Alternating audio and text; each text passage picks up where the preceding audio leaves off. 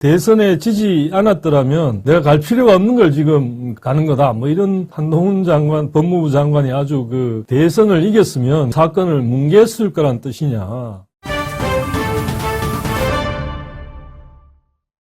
이재명, 지금 이제, 더불어민주당 대표가 경기도지사 시절에 그 쌍방울, 김성태 회장, 을 통해 가지고 뭔가 대북 지원을 하고, 경기도가 하는 사업을 대신해주는 그런, 그게 한 500만 달러인가 그랬고, 300만 달러는,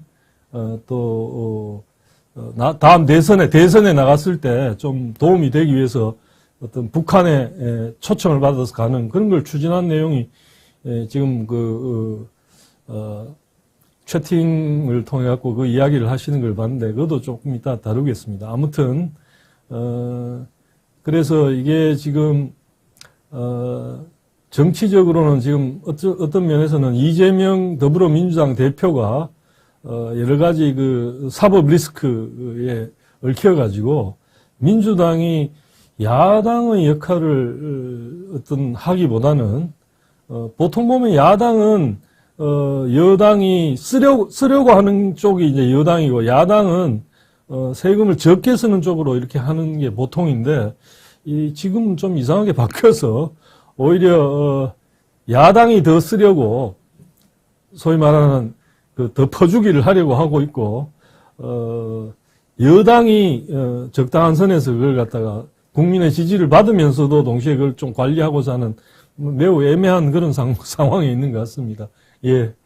그 다음으로 또 들어가는 이야기로 하나 좀 더 하고 싶은 이야기가, 역시 뭐 이재명 대표 얘기인데요.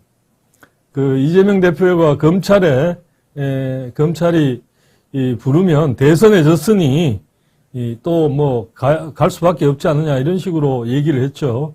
그 말 속에는 대선에 지지 않았더라면 내가 갈 필요가 없는 걸 지금 가는 거다. 뭐 이런 의미가 숨어 있는데, 한동훈 장관, 법무부 장관이 아주 그 부분에 대해 날카롭게 말하자면 지적을 했죠. 그 말이 무슨 말이냐. 그러면 대선을 이겼으면 이재명 대표가 대선에 이겼더라면 이런 여러 가지 사건을 뭉갰을 거란 뜻이냐.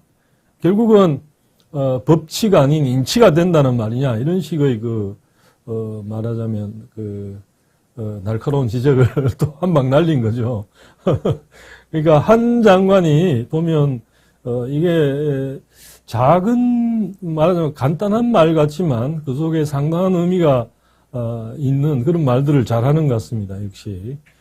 그래서 이게 이제 아무튼 이게 원래 여러분 잘 아시다시피 정의의 여신이 눈을 가리고 있다고 그러지 않습니까? 눈을 가리고 있는 거는 거기 재판을 받는 사람이 누군지 상관없이 법의 잣대를 저울도 들고 있는데 옛날에 유사한 사건에서 어떤 판결을 내렸는지를 살펴서 그 사람이 비슷한 사건에서 너무 지나치거나 너무 가벼운 형벌을 받지 않도록 그 저울을 들고 있고 동시에 그 재판을 받거나 하는 사람이 누군지와 상관없이 어떤 판결을 내린다는 엄정한 그리고 칼을 들고 있는 엄정한 판결을 내린다는 어떤 칼도 들고 있는데 아무튼 눈을 가린 거는 그런 의미가 있다고 합니다.